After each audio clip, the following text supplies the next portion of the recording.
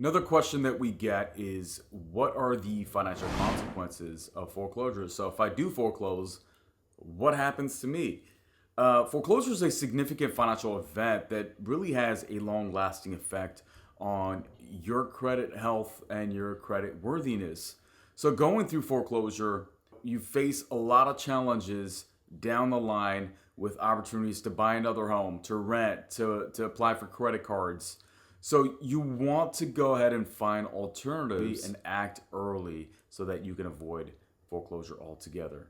First, it has a drastic effect on your credit score. A foreclosure can actually drop your credit score by 100 points, 160 or more, depending on where you started with your initial credit standing. Now, the duration that it's on your credit report is at least 7 years from the first day you miss your payment. And then, of course, you're going to have future credit challenges because any lender that runs your credit, that checks your history, is going to consider you a high risk borrower. So that's going to limit your ability to be able to get more credit cards, automobiles, or even future loans. You may also have some difficulty securing future housing.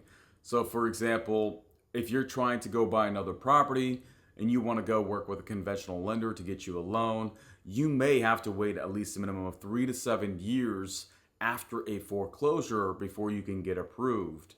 Addition to that, if you try to go get a rental, landlords frequently perform credit checks and they may make it harder for you to rent because of your credit profile. They also may ask for a larger security deposit. So not only is it going to be harder for you to get, but you're also going to have to come up with more money just to get into that rental. They also, the lenders can also go after you for a deficiency judgment, which basically means they'll go after other assets to cover what was not covered from the foreclosure, causing even more financial distress for you. There's also opportunities for legal actions such as wage garnishments. They can actually come after your wages to recover the debt that may be owed. Now, there are some state laws that prohibit deficiency judgments on primary residence or limit the amount that can be recovered, which can be beneficial.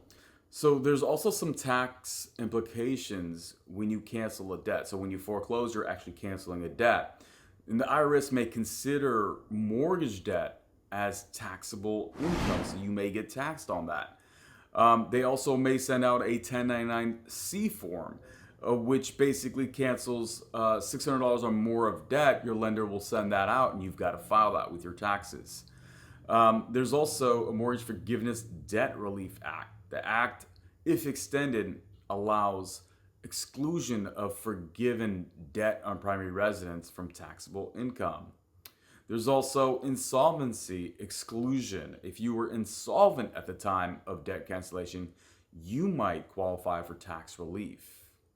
Addition to that, you're going to have a loss of home equity, right? So if you foreclose, the equity you built up from buying the home up until now goes away. So there's also a possibility for increased insurance and loan costs. So some insurers adjust premiums based on history, potentially increasing costs for you. Future loan terms. So for example, if you're trying to get any type of credit, poor credit can lead to higher interest rates on auto loans, personal loans, and other credit products. A topic not really talked that often is just the emotional and psychological stress that most homeowners face when facing foreclosure.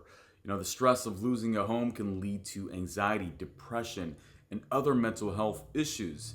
There's also a possibility for family strain. Families are stressed, and it puts more pressure on relationships and the family dynamics. Additionally, professional employment implications. Employment opportunities may be limited just because credit checks are done by employers. Some employers check his credit history for certain positions, which could affect job prospects. Your professional licenses may also be affected. Negative financial events actually impact licensing in professions requiring fiduciary duty. There also could be legal fees and additional costs. So, for example, court costs, you may be responsible for legal fees and court costs associated with the foreclosure process.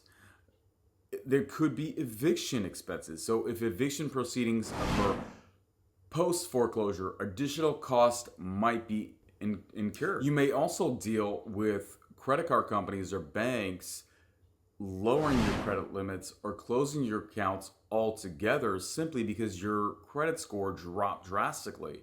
Banks and credit unions might be hesitant to open new accounts or even extend credit. Once again, limiting your opportunities.